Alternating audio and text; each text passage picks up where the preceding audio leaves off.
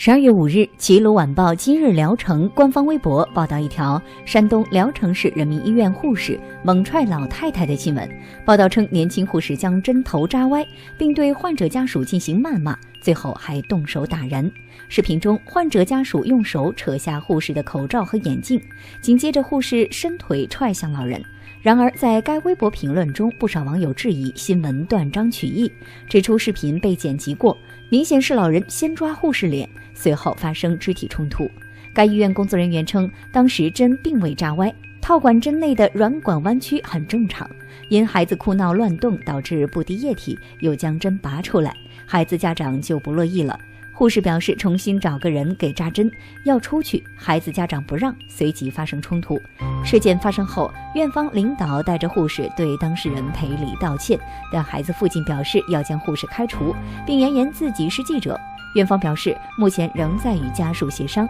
希望能平和处理此事。